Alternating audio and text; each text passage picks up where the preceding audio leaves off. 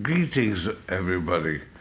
I regret I can't be there in person.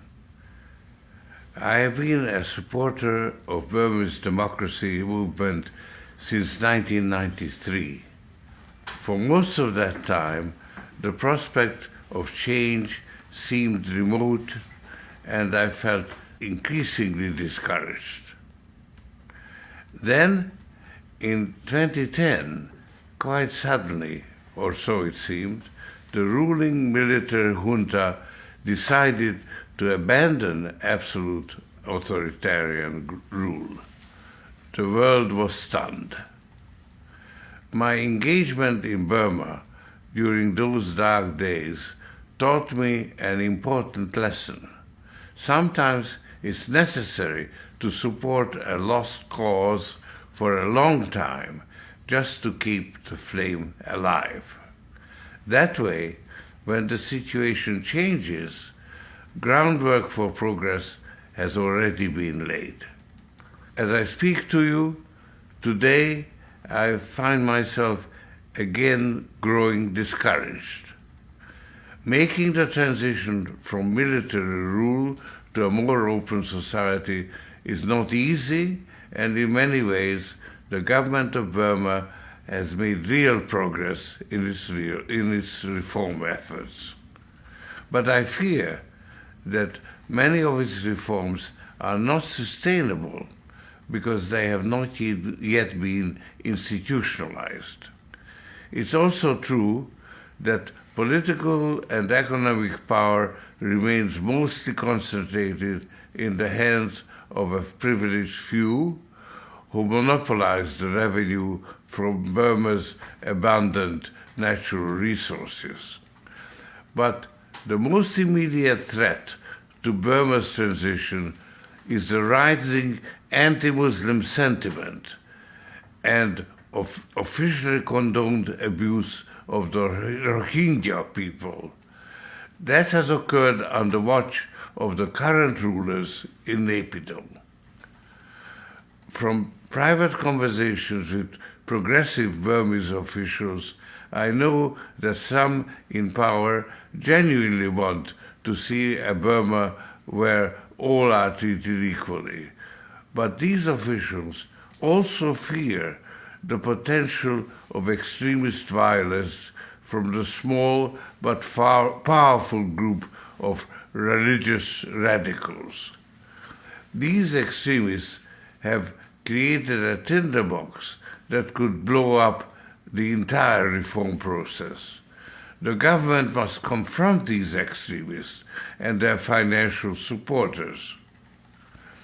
In January, when I visited Burma for the fourth time in as many years, I made a short visit to Sitwe, the capital of Rakhine State, in order to see for myself the situation on the ground. I met with state and local leaders and both Rakhine and Rohingya populations, and also talked to internally displaced persons and those, mostly Rohingya, living in a section of Sitwe called Angmingarar, a part of the city that can only be called a ghetto. In Angmingarar, I heard the echoes of my childhood. You see, in 1944, as a Jew in Budapest, I too was a Rohingya.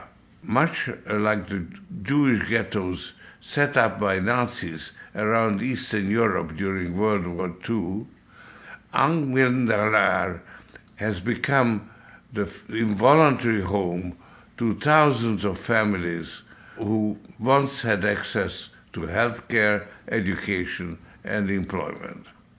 Now they are forced to remain segregated in a state of abject deprivation. The parallels to the Nazi genocide are alarming. Fortunately, we have not reached the stage of mass killing. I feel very strongly that we must speak out before it is too late, individually and collectively.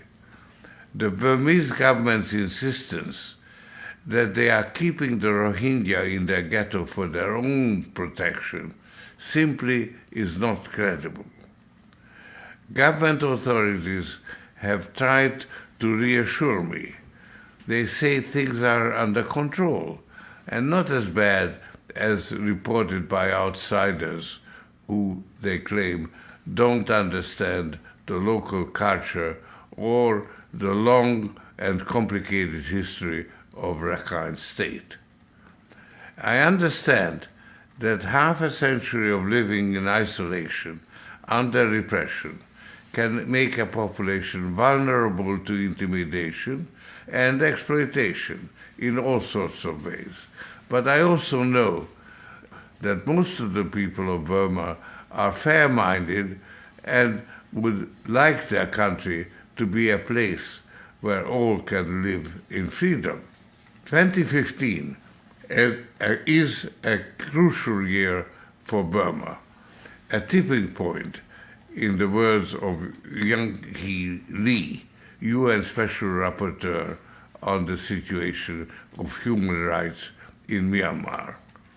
With the prospect of democratic changes to the 2008 Constitution and the holding of free and fair elections, meaningful reform could take hold. As a longtime friend and supporter of Burma, I hope for a positive outcome for all the people of the country. But where I once felt a great sense of optimism, I am now filled with trepidation for the future. I hope those in power will immediately take the steps necessary to counter extremism and allow open society to take root. In the lead up to the elections, it's crucial that official action be taken to counter the pervasive hate and anti-Rohingya propaganda on social media and the racist public campaigns of the 969 movement.